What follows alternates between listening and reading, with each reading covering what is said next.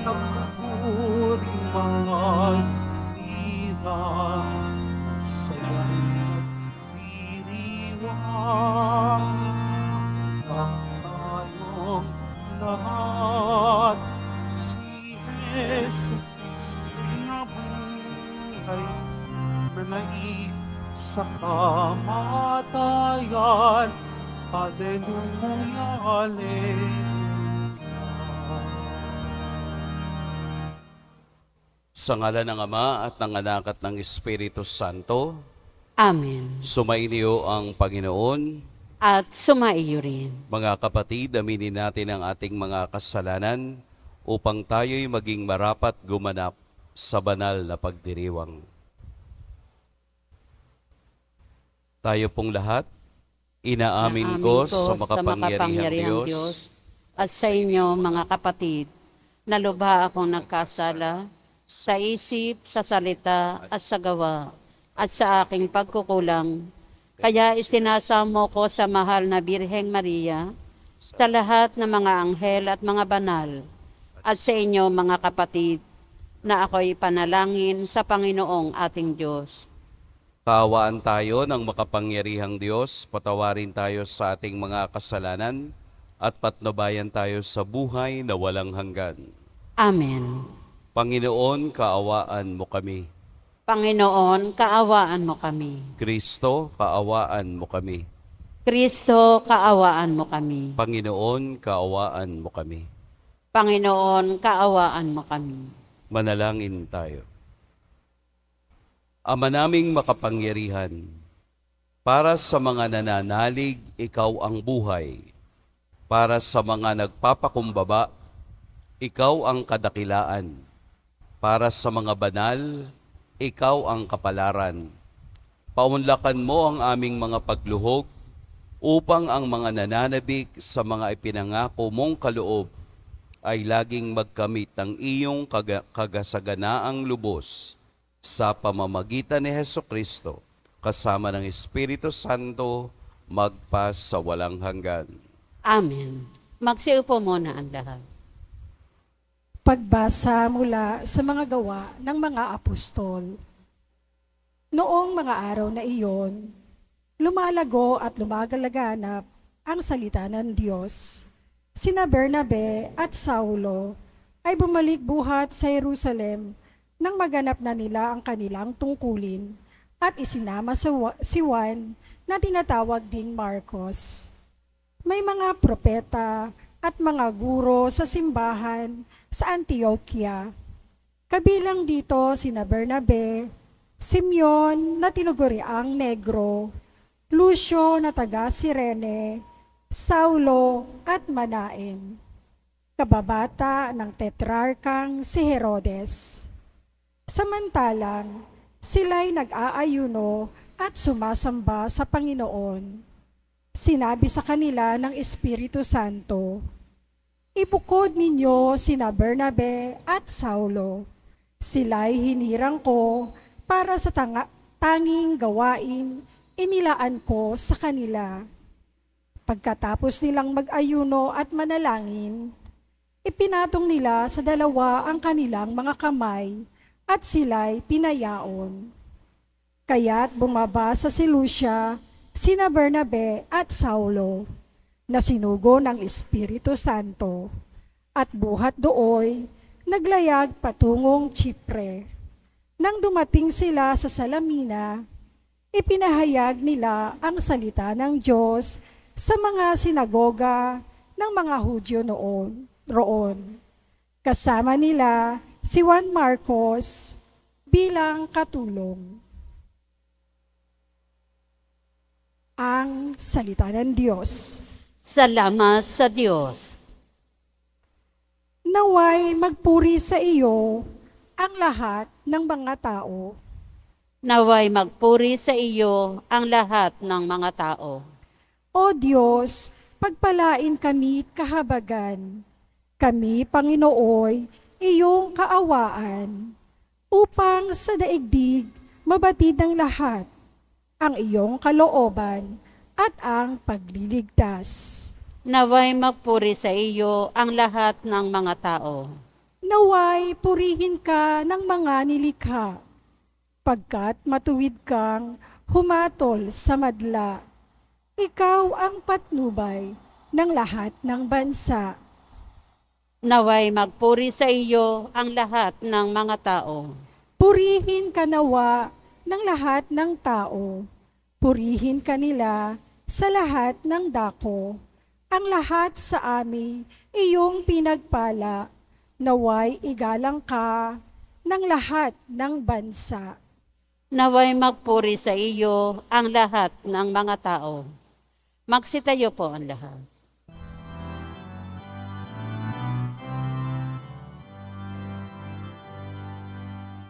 Hallelujah. Hallelujah. Hallelujah.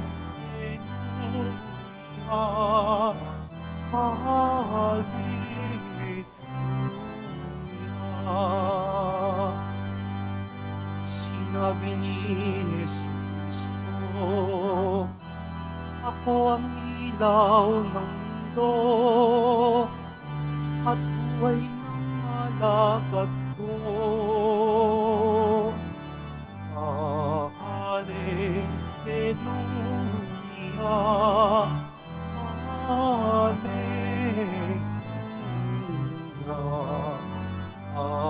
Hallelujah. Hallelujah.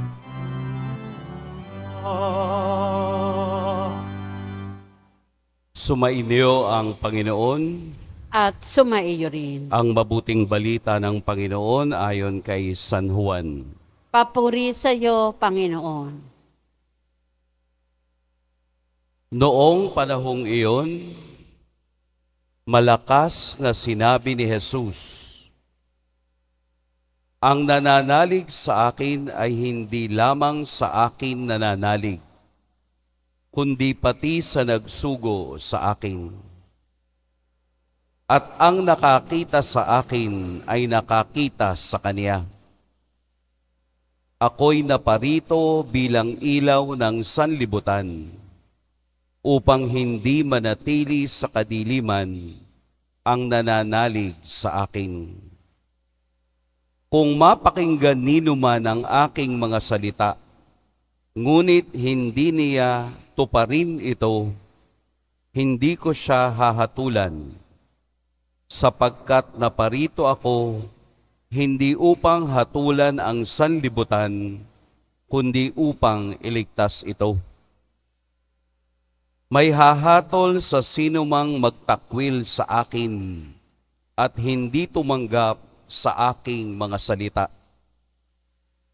Ang salitang ipinahayag ko ang hahatol sa kaniya sa huling araw, sapagkat hindi ako nagsalita sa ganang sarili ko lamang, kundi ang Amang nagsugo sa akin, ang siyang nag-utos kung anong aking sasabihin at ipahahayag.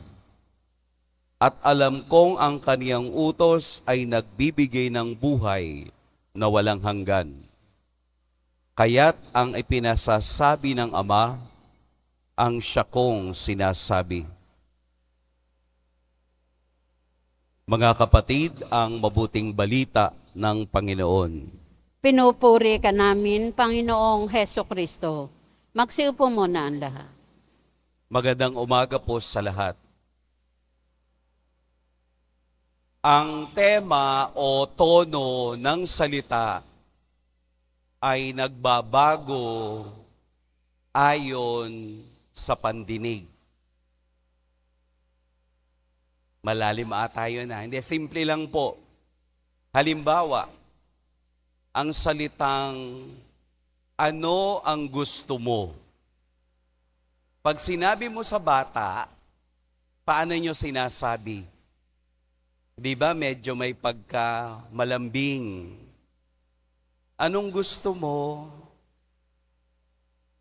Kapag sinasabi mo naman dun sa girlfriend mo o sa boyfriend mo, mas malambing. Anong gusto mo? pareho lang naman. Pero kapag sinasabi mo sa mga taong galit ka, paano nyo sinasabi? Anong gusto mo? Naiiba yung tono. Pero, iisa lang yung salita. Ibig sabihin, depende kung ano ang gusto mong iparating. Ang ebanghelyo po ngayon ay nag-umpisa sa salitang malakas na sinabi ni Jesus. Hindi lamang niya sinabi, malakas na sinabi ni Jesus. Sa English translation, Jesus cried out.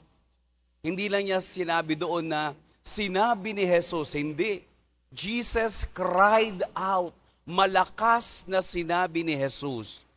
Kapag itong salitang ito ay ginamit mong malakas na sinabi ni Jesus, ang mga salitang susunod ay mahalaga. Ang salitang susunod ay napaka-importante sa kanya. Gusto niyang bigyan ng emphasis. Gusto niyang pag-ukulan ng mga nakikinig sa kanya, kaya malakas niyang sinabi ito. Ano yung mga salitang malakas na sinabi ni Jesus? Ang nananalig sa akin ay hindi lamang sa akin nananalig, kundi pati sa nagsugo sa akin. Sa kapangyarihan ng presensya ni Jesus sa templo na ang kausap niya ay ang mga pariseyong ayaw maniwala na siya ay galing sa langit. Malakas na sinabi ni Jesus ang kaniyang relasyon sa Ama. Ang kaniyang relasyon at ang mga utos ng Ama, ang kaniyang ginagawa, kaya niya ito ginagawa, kaya niya ito sinasabi. Hindi niya ito ginagawa at sinasabi sa kaniyang sarili lamang. Kung hindi may isa pang karelasyon si Jesus upang gawin ito at upang patunayang ang Ama at si Jesus ay iisa. Ang relasyon nila na hindi kayang arukin ng kaisipan ng mga Pariseo ang nagbibigay sa kanila ng madaling pamamaraang i-reject ang sinasabi ni Jesus. At kaya upang maunawaan mo ang relasyong ito, idinugtong ni Jesus, ako ang ilaw ng sanlibutan. Ang tunay na nakikikita at nakauunawa ng sinasabi ni Jesus ay nabubuhay sa kaliwanagan. Ang relasyon ng Ama at ng Anak ay pinaiigting ng pagsasalita ni Jesus na ako ang ilaw ng sanlibutan. Kaya ayaw tanggapin ng kaniyang mga kausap at kaharap ang kaniyang mga salita dahil ayaw nilang maliwanagan, dahil sila'y baliw na baliw, dahil sila ay nagkakaroon ng sariling interpretasyon ng katotohanan. Gusto nila yung katotohanan ang susindin nila. Gusto nila yung lumalabas sa bibig nila at interpretasyon ng kasulatan ang dapat sundin.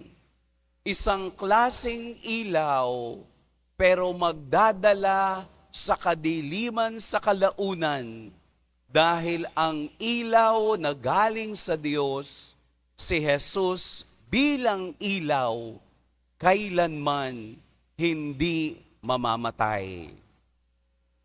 Ito yung katotohanang sa harap ng sinasabi ni Jesus, ayaw maniwala ng mga Pariseo at ng ibang tao doon sa templo. Bakit? Dahil ngayon lamang sila nakakita ng taong nagsasalita sa kaniyang sariling autoridad at sa kaniyang sariling kakayahan. Tayo rin naman, minsan ayaw natin sa ilaw. Mainit nakapapaso. Siguro kung nandito kayo sa altar, baka iisipin ninyo, buti pa si Father may nakatutok na electric fan. Napakainit po gawa ng ilaw. Para makita natin sa katotohanan ang mukha ng ating Poong Jesus Nazareno na siya ring nagbigay ng larawan sa mukha ng Ama. Mayroong isang binatang gustong magpari. Sinabi nung isang matandang pari, sige, magdasal ka lang. So natutunan ng lalaking ito ang magdasal araw-araw. Pagkatapos ng mga mahabang panahon, nang natutunan niya na ang pagdarasal, inutusan siya ng matandang pari na ang oras na iyon ay bumabagyo. Ang sabi niya, pwede mo bang dalhin ang kandilang ito sa kabilang kubol dahil walang ilaw doon? Dinala nung binatang nais magpari. Paglabas niya sa pinto, namatay yung apoy sa kandila. Muli siyang bumalik. Sinindihan, namatay. Paulit-ulit hanggang sa siya ay nagreklamo na. Father, napaka-imposible po ng inyong ipinagagawa. Alam ninyong malakas ang hangin sa labas. Bakit kailangan tong dalhin ang kandilang ito na may ilaw sa kabilang kubol? Ang sabi ng matandang pari, ito ang gusto kong ipakita sa iyo. Sa oras na ipinagyayabang mo na marunong ka nang magdasal, ito ay namamatay at nawawala. Sa oras na ipinagyayabang nating hindi na natin kailangan ang ilaw ng Diyos, doon tayo paulit-ulit na dadapa. Doon tayo paulit-ulit na mahihirapang tumawid sa mga hamon ng buhay. Sa oras na sasabihin nating, hindi ko kailangang magsimba, hindi ko kailangang magdasal, hindi ko kailangan ng Diyos. Doon tayo unti-unting babagsak at mamamatay. Sapagkat ang ilaw na ibinibigay ni Jesus ay ang ilaw na hindi mamamatay kailanman. Kapag tayo ay naliliwanagan, kapag tayo ay nasa ilalim ng ilaw, makikita natin ang ating kahinaan. Makikita natin sa liwanag ng ilaw yung mga imperfections sa ating sarili. Tumingin kayo sa salamin na malakas ang ilaw. Makikita mo ang sarili mo na bukod sa pangupala ako, butas-butas din pala ang aking mukha. Ang ilaw ay nagbibigay ng katotohanang dapat nating tanggapin. Ang ilaw ay nagbibigay liwanag para unti-unti nating makita at matanggap ang kahinaan sa ating sarili. Wala pong perpekto, pero tinutulungan tayo ng ilaw. Katulad ni Jesus, ang ating poong Nazareno, na siyang nagiging gabay, nagiging sandigan ng lahat ng namumuhay sa kadiliman. Ang Ebanghelyo ay pagpapatatag ng ating relasyon kay Jesus at ang ilaw na kaniyang iniaalay. Nagbibigay siya ng ilaw pero maraming hindi tumatanggap. Sumusunod pa rin sa dikta ng sariling ilaw ng kanilang kaisipan. Sana po ang Ebanghelyo ngayon ay magbunsod sa atin na siyang tumanglaw ang ilaw ng Diyos upang makita natin ang lubak sa daan na ating tinatahak. At upang makita ang lubak na yan, ang ilaw na tumatanglaw sa atin, katulad ng Diyos, sa ating paglalakad, titingin tayo sa daan bilang handa at pananda ng ating pagiging mababang loob sa paglalakbay ng buhay. Huwag nating hayaang itaas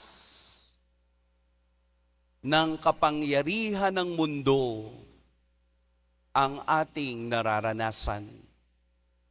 Hayaan nating ang Diyos ang siyang gumabay at magbigay ng ilaw upang makita ang katotohanan ng ating nilalakbay. Gabayan po tayo ni Jesus, ang ilaw ng sanlibutan. Pagpalain tayo ng poong may kapal. Magsitayo po ang lahat.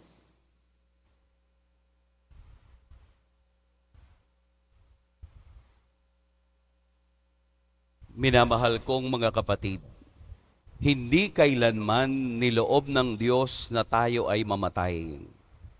Nilalang niya tayo upang mabuhay, subalit pinili natin ang kamatayan. Muli tayong pinagkakalooban ng buhay ni Kristong ating manunubos. Kaya lumapit tayo sa ating Ama sa pamamagitan niya. Ama, lumakad nawa kami sa iyong liwanag. Ama, lumakad nawa kami sa iyong liwanag. Ang Santo Papa at mga obispo, naway patuloy na magpahayag ng mabuting balita ng muling pagkabuhay ni Kristo. Manalangin tayo. Ama, lumakad nawa kami sa iyong liwanag. Ang mga pinuno ng pamahalaan, naway tularan ng habag at kabutihan ni Jesus sa pangangalaga maging sa kanyang pinakaabang kapatid. Manalangin tayo. Ama, lumakad nawa kami sa iyong liwanag. Ang mga mamamayan ng mga may hirap na bansa, naway maakit na lumapit kay Jesus na naging isang dukha para sa ating kapakanan. Manalangin tayo. Ama, lumakad nawa kami sa iyong liwanag. Ang mga may sakit at mga may mabibigat ng pasanin sa buhay, naway makadama ng katangi-tanging pag-ibig at pangangalaga ng Diyos sa kanila sa pamamagitan ng pagmamalasakit na nagmumula sa kanilang mga pamilya. Manalangin tayo. Ama, lumakad nawa kami sa iyong liwanag. Ang mga namayapang tapat sa Panginoon, naway itaas sa walang hanggang kaligayahan sa langit. Manalangin tayo. Ama, lumakad nawa kami sa iyong liwanag. Liwanagan nawa ng Diyos ang lahat ng ating mga personal na intensyon, ang intensyon para sa ating pamilya, para sa kanilang mabuting kapakanan. Ang intensyon ng ating mabuting hinahangad, lalo na sa trabaho at kalusugan. At liwanagan ng Diyos ang lahat ng mga kaluluwa sa purgatorio. Manalangin tayo. Ama, lumakad nawa kami sa iyong liwanag. Makapangyarihang Diyos, nasa iyong kamay ang aming buhay. Taglay ang pagtitiwala sa iyong mapagpalang pangangalaga. Inilalapit namin sa iyo ang aming mga kahilingan sa pamamagitan ni Kristo na aming Panginoon. Amen. Magsiupo muna ang lahat.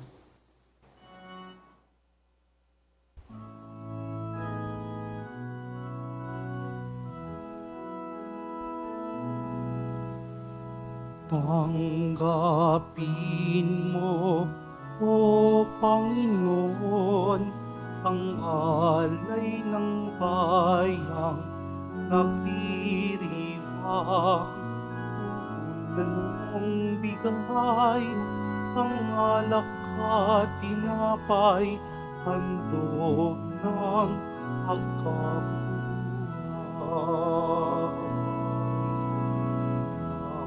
Tanggapin mo, O Panginoon, alay ng bayan, nagdiriwang. Tugunan mong bigay ang alak at tinapay, handog ng pagkabuhay. Tumayo po ang lahat. Manalangin kayo mga kapatid upang ang paghahain natin ay kalugdan ng Diyos amang makapangyarihan. Tanggapin nawa ng Panginoon itong paghahain sa inyong mga kamay, sa kapurihan niya at karangalan, sa ating kapakinabangan at sa buong sambayanan niyang banal. Ama naming lumikha, sa paghahain ng banal na pagpapalitan ng iyong mga kaloob at ng aming alay, kami pinapagsalo mo sa iyong buhay na namumukod tangi at walang kapantay. Ipagkaloob mo ang aming pakikinabang sa iyong pakikisamang aming maaasahan, ay siya ring umiral sa aming pamumuhay araw-araw sa pamamagitan ni Hesukristo, kasama ng Espiritu Santo, magpa sa walang hanggan. Amen. Sumainiyo ang Panginoon. At sumaiyo rin. Itaas sa Diyos ang inyong puso at diwa. Itinaas na namin sa Panginoon. Pasalamatan natin ang Panginoong ating Diyos. Marapat na siya ay pasalamatan. Ama naming makapangyarihan, tunay ngang marapat na ikaw ay aming pasalamatan. Ngayong ipinagdiriwang ang paghahain ng Mesiyas, ang maamong tupa na tumubos sa aming lahat. Siya'y talagang maaasahan at ang katapatan niya sa pananagutan ay siyang bumago sa dating pamumuhay sa sangkatauhang namihasa sa pagkasalawahan. Ang dangal ng tao ay ganap na itinampok upang mamana namin sa pakikipagkapatid kay Jesus. Kaya kaisa na mga anghel na nagsisiawit ng papuri sa iyo, nang walang humpay sa kalangitan, kami nagbubunyi sa iyong kadakilaan. Santo, Santo, Santo, Panginoon Diyos na mga hukbo, napupuno ang langit at lupa ng kadakilaan mo. O sana sa kaitaasan, pinagpala ang naparirito sa ngalan ng Panginoon. O sana sa kaitaasan. Magsiluhod po ang lahat. Ama naming banal, ikaw ang bukal ng tanang kabanalan. Kaya't sa pamamagitan ng iyong Espiritu, gawin mong banal ang kaloob na ito upang para sa amin maging katawan at dugo ng aming Panginoong Heso Kristo. Bago niya pinagtiis ang kusang loob na maging handog, hinawakan niya ang tinapay, pinasalamatan kaniya, pinaghati-hati niya iyon, iniabot sa kaniyang mga alagad at sinabi, "Tanggapin ninyong lahat ito at kanin, ito ang aking katawan na ihahandog para sa inyo."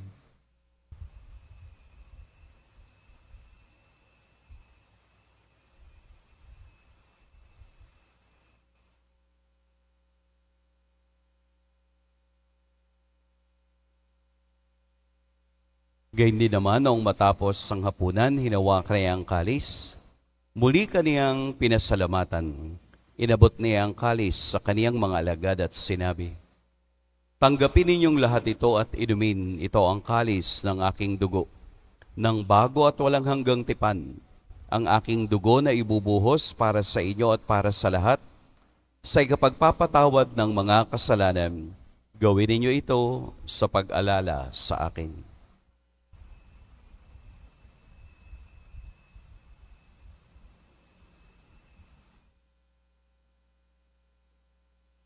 Tumayo po ang lahat.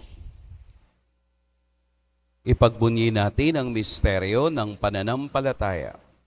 Si Kristo'y namatay, si Kristo'y nabuhay, si Kristo'y babalik sa wakas ng panahon. Ama, ginagawa namin ngayon ang pag-alala sa pagkamatay at muling pagkabuhay ng iyong anak.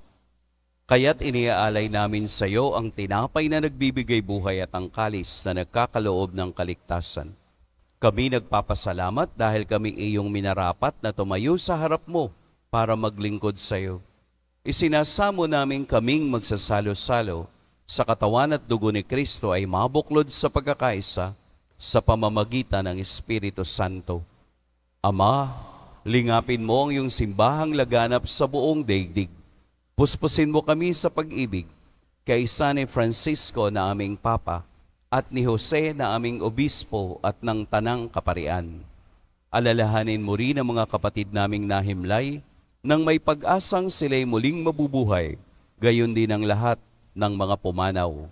Kaawaan mo sila at patuloyin sa iyong kaliwanagan. Kaawaan mo at pagindapating kaming lahat na makasalo sa iyong buhay na walang wakas. Kaisa ng mahal na Birheng Maria na ina ng Diyos, ng kabiyak ng puso niyang si San Jose, kaisa ng mga apostol ni San Juan Bautista, at ng lahat ng mga banal na namuhay dito sa daigdig ng kalugod-lugod sa iyo, maipagdiwang nawa namin ang pagpupuri sa ikararangal mo sa pamamagitan ng iyong anak na aming Panginoong Heso Kristo. Sa pamamagitan ni Kristo, kasama niya at sa Kaniya, ang lahat ng parangal at papuri sa iyo, Diyos, Amang makapangyarihan, kasama ng Espiritu Santo, magpa sa walang hanggan. Amen.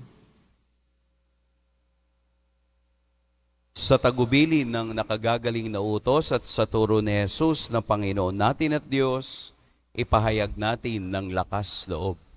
Ama namin, Sumasalangit ka, sambahin ang ngalan mo. Mapasa amin ang kaharian mo. Sundin ang loob mo dito sa lupa para nan sa langit. Bigyan mo kami ngayon ng aming kakanin sa araw-araw.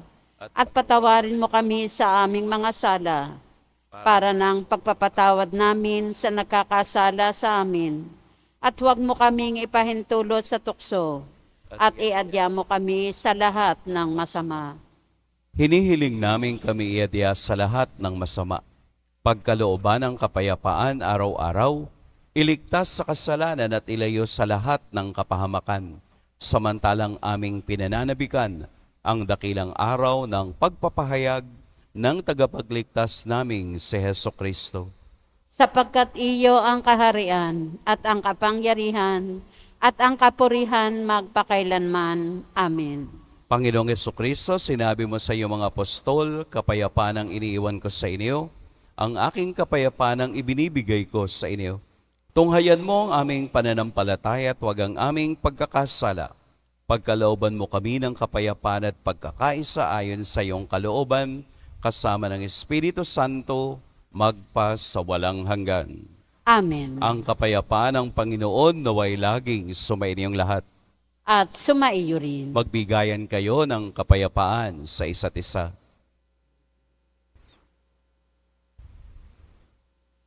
Kordero ng Diyos na nag-aalis ng mga kasalanan ng sanlibutan, maawa ka sa amin. Kordero ng Diyos na nag-aalis ng mga kasalanan ng sanlibutan, maawa ka sa amin. Kordero ng Diyos na nag-aalis ng mga kasalanan ng sanlibutan, ipagkaloob mo sa amin ang kapayapaan. Magsiluhod po ang lahat.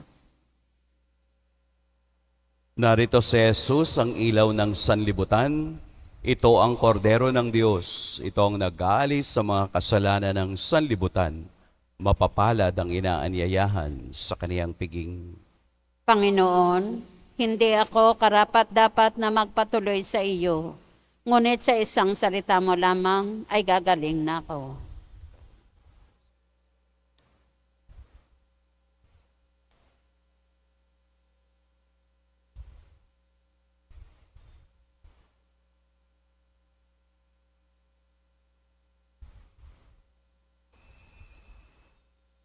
Para sa lahat ng tatanggap ng banal na komunyon, sasagot po tayo ng amen pagkasabi ng pari o ng lay minister ng katawan ni Kristo at isubo agad sa bibig bago umalis sa harapan ng pari o lay minister.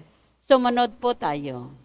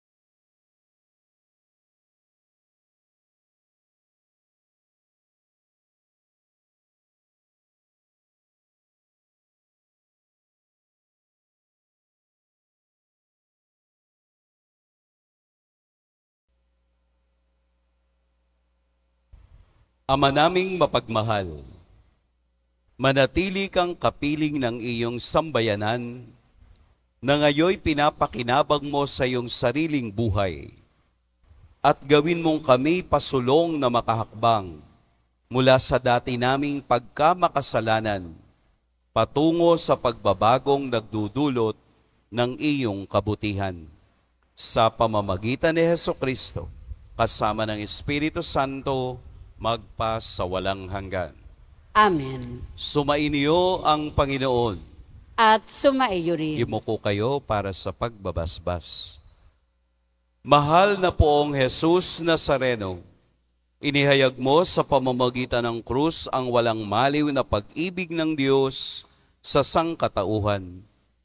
Pakinggan mo po ang kahilingan ng iyong angkan na nagsusumamo sa iyo. Makamtan nawa nila ang iyong katugunan at tanggapin ang kasagutan na may utang na loob na tinatanaw. Basbasan din po ninyo ang mga daladala nilang mga imahen at dasalan sa pamamagitan ng bendisyon na ito Naway maalala nila ang mga pangako nila noon sa biniyag, na ikaw ang kanilang iibigin at paglilingkuran bilang Panginoon magpa sa walang hanggan. Amen. At pagpalain kayo ng makapangyarihan at mapagmahal na Diyos, ang Ama at Anak at Espiritu Santo. Amen. Tapos na ang ating pagdiriwang, humaya kayong taglayang kapayapaan at liwanag ng ating Poong Jesus Nazareno. Salamat sa Diyos.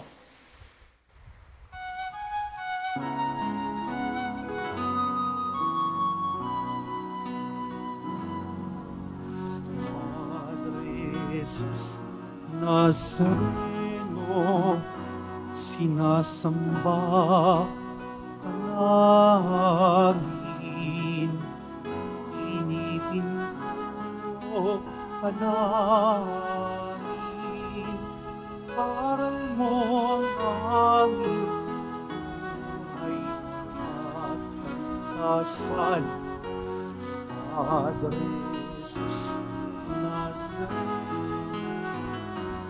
iligtas mo kami sa kasalanan, ang puso namatayan ay sa isang kaligtasan. Cristo Padre Jesus Nazareno,